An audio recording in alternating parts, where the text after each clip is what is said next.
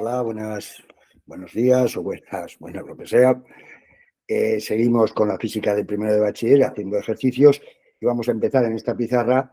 Ya supuestamente hemos visto la primera arma, que son las leyes de Newton, de la dinámica, tanto en la traslación como en la rotación, y ahora vamos a hacer una pizarra donde vamos a utilizar la segunda arma, que es el teorema del trabajo, que así como ya lo hemos dicho en la teoría, lo repetimos aquí. El teorema del trabajo es un arma muy cómoda para relacionar dos posiciones y sus velocidades, ¿de acuerdo? Y además, también en cuanto veáis que aparecen muelles o rampas por donde cae un cuerpo y tal, pues deberíais ya de un poco de decir, esto va por aquí, ¿vale? Pero bueno, sobre todo, ya os digo, es un arma que se puede utilizar siempre, pero que nos va a funcionar de maravilla, como os digo, cuando queramos relacionar dos posiciones con las velocidades, ¿de acuerdo? Pues vamos a verlo. Aquí ya es lo que en negrita es lo que os he dicho, que nos relaciona las posiciones con las velocidades. Dice, así como para aplicar correctamente las leyes de Newton es fundamental un diagrama de las fuerzas que actúan y tener muy claro si se trata de una rotación o de una traslación, para aplicar correctamente el teorema de la energía o del trabajo es imprescindible un dibujo donde aparezcan claramente las fuerzas, entre qué posiciones se va a aplicar el teorema y un nivel de alturas cero. ¿Vale? Dibujos confusos llevan muy fácilmente a errores. Pues os lo digo porque por eso. Pues ya sabéis que vamos, que hemos visto unos poquillos problemas. Vamos a ver, ya dice, aplicando el teorema de la energía, calcular la velocidad de un cuerpo al llegar al suelo si se suelta desde una altura h, ¿vale? Creemos, dice, que es muy conveniente hacer un claro dibujo de la situación. Hemos de ver dos posiciones y sus velocidades para relacionarlas por el teorema. Mirad, aquí tenemos claramente, ¿vale? Nos dicen, aquí tenemos la altura h, desde la que se suelta, el punto 1 está ahí, se suelta, parece ser la velocidad que si se suelta. Que se suelte significa que la velocidad inicial es cero, ¿de acuerdo? No es lo mismo que lanzarlo hacia abajo con tal velocidad, ¿de acuerdo? Bueno, entonces, nada, y nos preguntan con qué velocidad llega al suelo. Es un problema muy, muy básico, pero que bueno, que pensamos que es interesante que lo veáis, ¿vale? Como dice aquí, en nuestro caso, el cuerpo cae desde una altura h con velocidad inicial cero, que es lo que significa, ya veis entre paréntesis, se suelta, ¿vale? Desde el punto 1. Conocemos esa posición, que es h. En la velocidad en 1 ya sabemos que nula. Del punto 2, sobre el que nos pregunta la velocidad, perdón, conocemos la posición, claro, altura cero. Entonces, para calcular la velocidad que nos preguntan, aplicamos el teorema que nos relaciona esas dos posiciones con sus velocidades.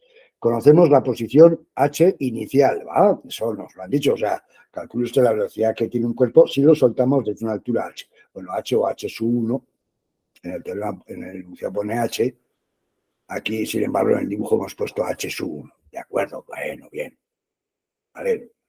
Si se lo entienden, no es un... Vale. Entonces, mirad, aquí tenemos el teorema del trabajo, lo ponemos siempre, decimos, mire usted, esto es lo que nos dice, que el trabajo de las fuerzas no conservativas entre dos puntos, claramente, claro, es igual a la variación de la energía mecánica entre esos dos puntos, ¿vale? Al principio en la teoría sí que poníamos entre 1 y 2, pero joder, ya es absolutamente, va pegado ahí, ¿vale? Es por defecto, ¿vale? Claro, la variación de la energía mecánica es entre dos posiciones, evidentemente, y el trabajo de las fuerzas no conservativas es entre esas dos posiciones. Vale, entonces vamos a ver. Ya sabéis que, ya sabéis, si bueno, lo hemos dicho, supongo, pues lo volvemos a repetir, que lo que hacemos para aplicar el teorema del trabajo es, primero, calcular por un lado la parte izquierda de la igualdad, o sea, el trabajo de las fuerzas no conservativas. Después, por otro lado, el miembro derecho de la igualdad, la variación de la energía mecánica. Y ahí habrá una incógnita. En este caso pensamos claramente que va a ser la velocidad cuando llegue al punto 2, al suelo. Pero quiero decir que esa incógnita, la que sea, será solucionada cuando apliquemos el teorema, esa igualdad, ¿vale? Cuando hayamos calculado cada miembro por separado. Entonces, empezamos. Trabajo de las fuerzas no conservativas. Fijaos, solamente actúa el peso, que lo hemos puesto aquí porque era tan evidente que... Pero bueno. Y el peso es conservativo, con lo cual el trabajo de las fuerzas no conservativas es cero, porque no actúa ninguna fuerza no conservativa. Entonces, el trabajo de nadie claramente es cero. ¿De acuerdo? Entonces, como veis, cuando el trabajo de las fuerzas no conservativas sea cero, pues hombre, evidentemente, ¿qué nos va a decir el teorema? Que la variación de energía mecánica es cero o que, por lo tanto, la energía mecánica se conserva. Pero cuidadín, solamente se conserva en esa condición, con esa condición, con la condición de que el trabajo de las fuerzas no conservativas sea cero, porque evidentemente, joder, si yo cojo un móvil y lo empujo una fuerza, joder, vamos, una fuerza evidente, joder, se va a conservar su energía porque sí, se estaba parado, al cabo de un minuto llevará una velocidad de maravilla, una energía cinética, vamos, evidente. ¿Por qué? Porque actúa una fuerza exterior no conservativa. O sea, cuidadín con ese tópico. No, la energía se conserva.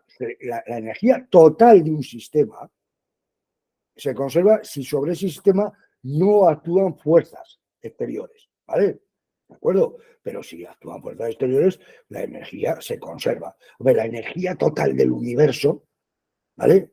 Esa sí que bueno, bien, y tampoco porque hay fusiones nucleares, pero ahí sí que se conserva y lo único que pasa es que se transforma una en otra, ¿de acuerdo? Pero en esta, bueno, bien, que yo creo que ha quedado claro que si el trabajo de las fuerzas no conservativas no es cero, hay variación de la energía mecánica del sistema, ¿vale? Bueno, en nuestro caso, el trabajo de las fuerzas no conservativas cero, variación de la energía mecánica. Empezamos, decimos, energía mecánica en uno, aquí arriba. Pues dado que está parado, ¿vale? No tiene cinética, pero sí que está a una altura determinada que es mg por h1, ya que lo hemos llamado en el dibujo h1. Y esta sería, ya veis, la energía mecánica en 1. La energía mecánica en 2. Aquí, fijaos, no tiene potencial porque la altura es cero. Ya lo pone aquí, ya veis, H2 cero, con lo cual la energía en 2 potencial es cero. De la misma manera que aquí hemos puesto que como la velocidad en 1 es cero, la energía cinética en 1 es cero. Por lo tanto, la energía mecánica en 2 solamente es cinética, que es un medio de mv2 al cuadrado.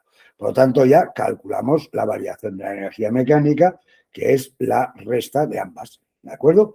La cinética final menos la mecánica final, que es la cinética, menos la mecánica inicial, que es la potencial. Y eso lo igualamos al trabajo. Ya veis, estamos en negrita. Ya hemos calculado el trabajo en negrita, que es cero. Aquí ya hemos calculado en negrita la variación de energía mecánica.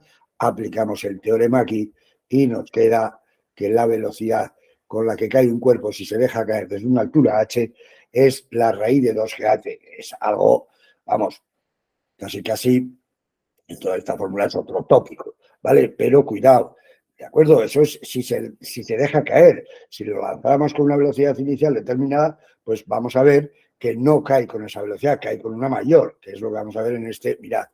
Fijaos, aquí nos dicen que desde un acantilado de 150 metros de altura se lanza un cuerpo con una velocidad de 40 metros por segundo, formando un ángulo de 60 grados con la horizontal. Calcular el módulo de la velocidad cuando llega al suelo aplicando el teorema de la energía. ¿Vale? Entonces dice, bueno, pues volvemos a decir lo mismo, aplicamos el teorema de la energía entre el punto 1, que está aquí arriba, como veis, y el punto 2, que es aquí abajo. Ya veis que hemos puesto ya la altura 0 aquí abajo. Vale, entonces empezamos, decimos, vamos a ver, trabajo de las fuerzas no conservativas, exactamente lo mismo que en el anterior, solamente actúa la gravedad. Por lo tanto, no actúa ninguna fuerza no conservativa, por lo tanto, el trabajo de nadie es cero, porque no hay fuerzas no conservativas. Después, energía mecánica en 1. Pues vamos, y para calcular las energías mecánicas en una posición determinada, no tenemos más que mirar. Entonces miramos aquí en 1, ¿qué tenemos? Pues claramente hay una altura, pues tiene una potencial gravitatoria.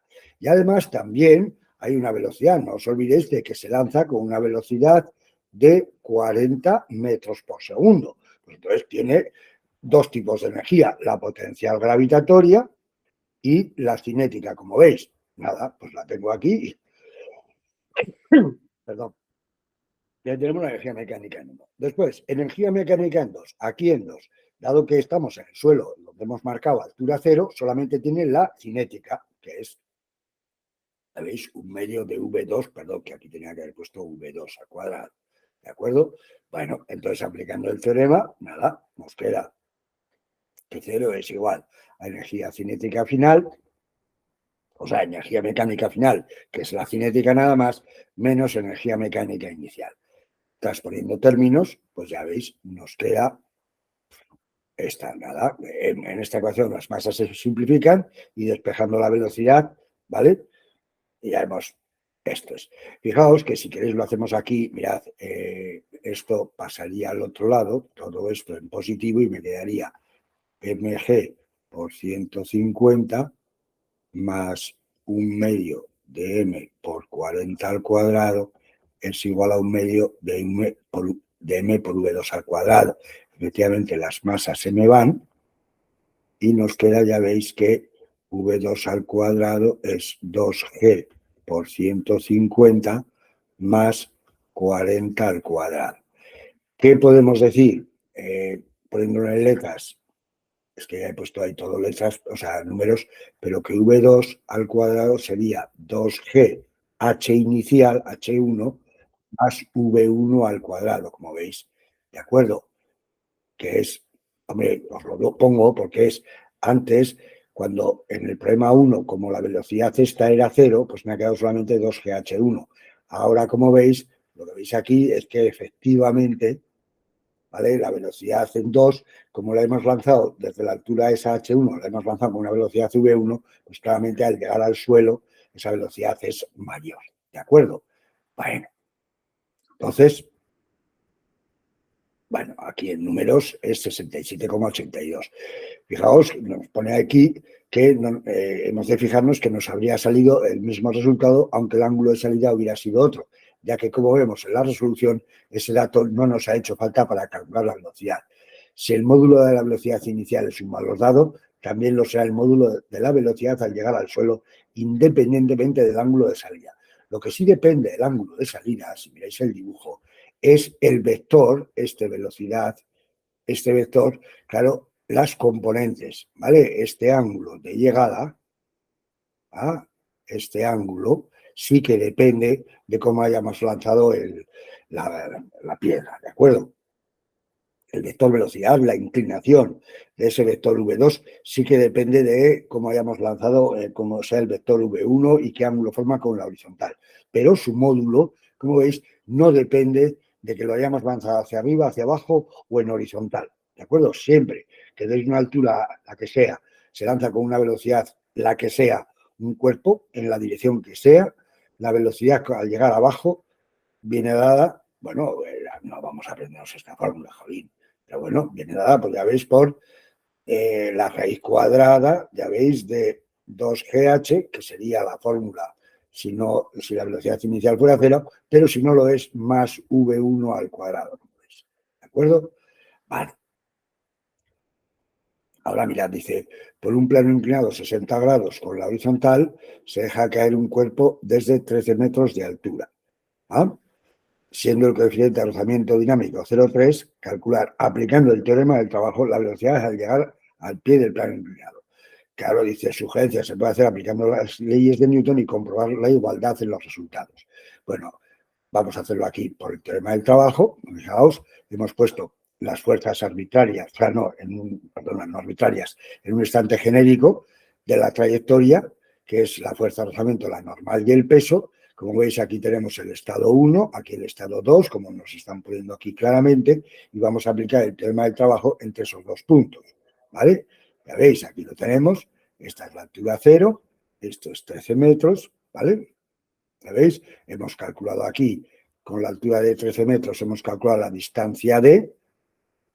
Vamos a ver, bueno, aquí la gama de fuerzas es fundamental, la hipotenusa del triángulo mide, bueno, lo que hemos calculado ahí. Dice, ahora necesitamos saber cuánto valen las fuerzas, la normal, el rozamiento, que son las fuerzas no conservativas. Para ello hacemos lo que hemos hecho siempre para una traslación, se descomponen las fuerzas sobre el eje X de la trayectoria e Y perpendicular para saber lo que vale la fuerza de rozamiento y la normal.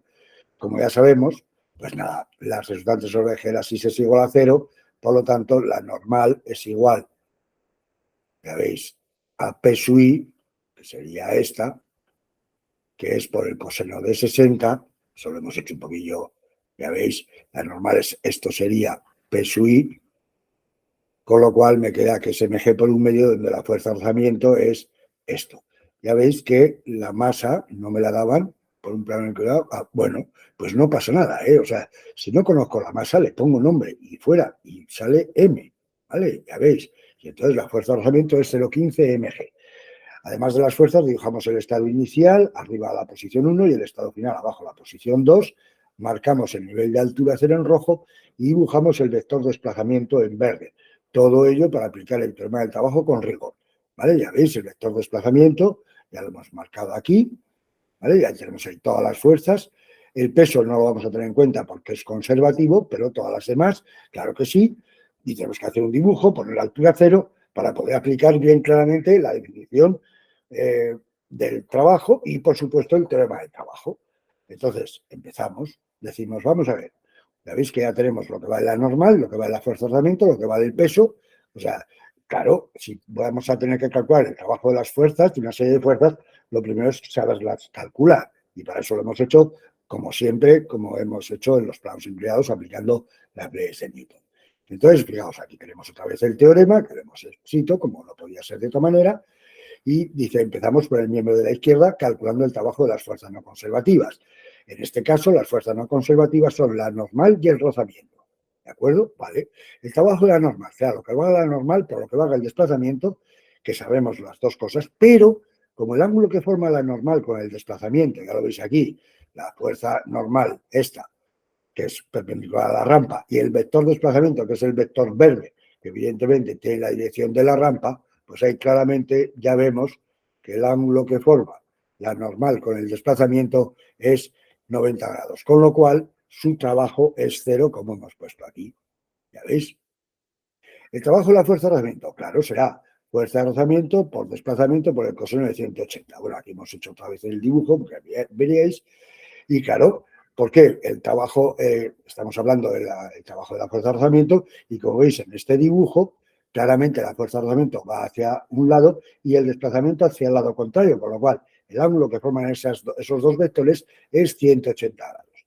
¿De acuerdo? Como teníamos la fuerza de rozamiento, que era 0,15 mg, y la distancia, que era 26 raíz de 3, la distancia del desplazamiento era la hipotenusa, que lo hemos calculado aquí arriba, como veis, ¿vale? 26 raíz de 3 metros. Entonces, ya tenemos los datos suficientes para calcular el trabajo de la fuerza de rozamiento, que es este. Ya veis, no tenéis más que ir con rigor, ¿vale? Hemos calculado las fuerzas no conservativas, normal y rozamiento, hemos puesto claramente cuál es el vector de desplazamiento y hemos aplicado rigurosamente la definición de trabajo. Fuerza por desplazamiento por el coseno del ángulo que forma. La fuerza con el desplazamiento, no es cualquier ángulo, no es el de 60, no es el... Nada, tenemos que dibujar las fuerzas, el vector de desplazamiento y decidir a partir de ahí qué ángulos son los que forma cada una de las fuerzas con el desplazamiento, que como se ve aquí es 90 y este 180. Vale, pues ya tenemos aquí el trabajo de las fuerzas no conservativas. Ahora calculamos, y lo hemos remarcado aquí de maravilla. Por lo tanto, trabajo sumando todos, claro, aquí hemos puesto el cero, el de la normal, más el del rozamiento. Ahora calculamos la variación de energía mecánica. Energía mecánica en 1. Vamos a ver, vamos a la posición 1 que tenemos aquí. Dado que la velocidad es cero, lo decía en el problema, ¿vale? Se dejaba caer, ¿vale? Dice, por un plano se deja caer un cuerpo, ¿vale? Entonces, la única energía que tenemos arriba es la potencial. Dado que estamos a 13 metros, pues ya veis, es lo que hemos hecho aquí. Energía mecánica en 1, mg por h, mg por 13. Energía mecánica en 2. ¿Qué energía mecánica en 2? Abajo. Pues solamente la cinética, dado que la altura es cero y por lo tanto la potencial también lo es. Pues es lo que ponemos, energía mecánica en 2, la cinética. Por lo tanto, la variación de la energía mecánica es esta. Y ya tenemos el término 1, el término 2 del teorema del trabajo y ¿qué hemos de hacer? Igualar ambas, porque eso es lo que nos dice el teorema, que el trabajo de las fuerzas no conservativas es igual a la variación de la energía mecánica. Es lo que hemos igualado. Fijaos que se nos va la masa, claro, al igualar ambas cosas, se nos va la masa. Bueno, no lo hemos hecho porque, ¿ves? Vale, se supone que lo sabéis hacer igual. Que hemos hecho, bueno, si queréis, hemos igualado esto, menos 39 partido de 10 raíz de 3 mg, 10 raíz de 3 por mg, es igual a la variación de energía mecánica, que es... Ah, bueno, sí, ya lo he puesto aquí, joder, qué tonto. Bueno, bien, fuera. Entonces, claro, me extrañaba no haberlo, que no haya despejado, pues no me extraña, pero el no plantear la ecuación sí que, vale, pues ahí está planteada, se nos van las masas, como nos decían, y despejamos ricamente la velocidad, como veis. ¿De acuerdo? Bueno, pues este problema, como veis, es absolutamente básico, fundamental, en donde se ha querido transmitir que si somos rigurosos, que primero que hay que serlo y que segundo que si lo somos, bueno, pues podemos hacer lo que nos dé la gana. Y también ese detallico de que no conocíamos la masa. No os tenéis que asustar cuando no me den un dato. Le ponemos nombre. Ya está. Ya veremos. ¿Qué suele pasar? Pues que efectivamente, como nos ha pasado en este problema, que aparentemente, claro que nos hacía falta para poner el peso y para todo, nos hacía falta la masa y la energía cinética, pero que al final, como veis, a la hora de aplicar el teorema se nos ha ido. Por lo tanto, todos los cuerpos, independientemente de su masa, caen con la misma velocidad por ese plano inclinado. ¿De acuerdo? Bueno, vamos a hacer el problema 4, muy típico, que os he dicho cuando haya muelles. Dice, desde una altura de 14 metros sobre un muelle de constante elástica 1000, se deja caer un cuerpo de 17 kilos. Calcular la compresión máxima del muelle cuando el cuerpo cae sobre él y acaba parándose.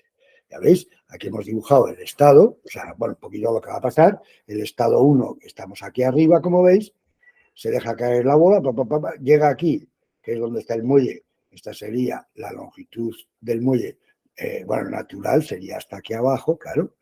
Entonces llega aquí abajo, comprime el muelle hasta que llega al estado 2, donde ya sería este, donde ya el muelle y todo está parado. Lo hemos dibujado aquí a la derecha porque no me cabía a la izquierda, pero eso es un poco lo que ha pasado. Que además os lo podéis imaginar perfectamente, porque no estamos hablando de un electrón moviéndose en un campo electromagnético, ¿vale? Estamos en una masa que cae encima de un muelle. Entonces aplicamos el teorema del trabajo claramente entre el punto 1 y el punto 2. Ya veis, aquí ya hemos dibujado claramente quién es el 1, quién es el 2, dónde está la altura 0, qué es lo que se ha comprimido el muelle, que es X. Entonces, si lo dibujáis así, joder, el teorema del trabajo va a ser facilísimo de aplicar. Si no dibujáis, os aseguro, hemos visto, o he visto, vamos, 1000 millones de veces meter la pata. ¿Dónde has puesto el nivel de altura? A veces decís por aquí, pero claro, viendo después la resolución, es aquí. Entonces, ¿qué ha pasado? Que para unas cosas lo hemos cogido aquí, para otras lo hemos cogido aquí, y eso ¿qué significa? Que la hemos liado, pero totalmente. No pasa nada, pero si lo hacéis desde el principio, rigor, se dibuja claramente, como hemos hecho aquí, la figura y el nivel de altura 0, y a partir de aquí empezamos. Como veis, que es lo que os quiero demostrar, que va a ser muy sencillo. Mirad, trabajo de las fuerzas no conservativas. ¿Qué fuerzas han actuado aquí sobre esta bola? Mientras ha caído por el aire, o sea, sí, vamos, en vertical hasta llegar al muelle, solamente ha actuado el peso, se supone que en el rozamiento con el aire y tal, que es una fuerza conservativa. Después, cuando ha chocado con el muelle hasta pararse, ha actuado el peso, claro que siempre actúa, y la fuerza que le ejerce el muelle hacia arriba para pararlo. Pero es que también la fuerza que ejerce el muelle es conservativa, como sabéis. Por lo tanto, todas las fuerzas que han actuado aquí, que ha sido el peso en un trozo y el peso del muelle en otro, son conservativas. Por lo tanto, nos vuelve a pasar que el trabajo de las no conservativas es 0. Bueno, nos vuelve a pasar con el problema 1 y 2, porque en el 3 ya habéis visto que había el trabajo de la fuerza no conservativa, era el trabajo de la fuerza magnética, ¿vale? Bueno, entonces ahora calculamos la variación de energía. Energía mecánica en 1, la potencial, que sería mg por h. Pero ¿cuál es la altura de 1? 14 más x. Joder, ya lo veis, esta altura es claramente la altura en 1, que es 14 más x, que es claramente lo que hemos puesto aquí, como veis. ¿Ya veis? mg por h. Después, energía mecánica en 2.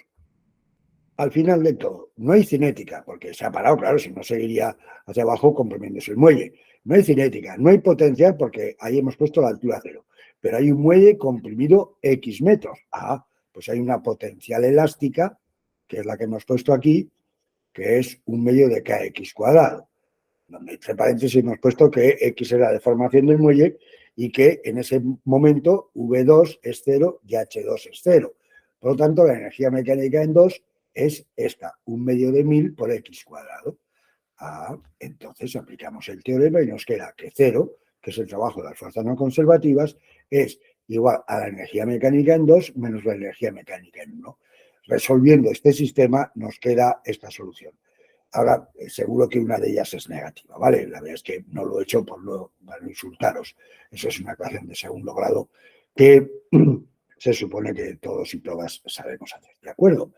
Bueno, pues seguiremos haciendo alguno más porque hay alguno típico sobre rampas y toboganes, pero esta película ya es suficientemente larga como para cortar aquí, ¿de acuerdo? Pues he intentado demostraros que el teorema es muy simple, pero que es muy simple cuando somos rigurosos. Bueno, pero ¿qué es que se os diga? Si eso es todo en la vida, un poco. Vamos, hasta incluso cuando no queramos ser rigurosos, pues que no lo seamos, pero con cierto, ¿vale? ¿De acuerdo? Bueno, pero eso es aquí, en física, en matemáticas, ¿vale? Ser rigurosos, ¿vale? Si el teorema del trabajo habla de potenciales, pues tenemos que poner una altura 0. Y no estamos, no, aquí y allá, no, la dibujamos de maravilla, ¿vale?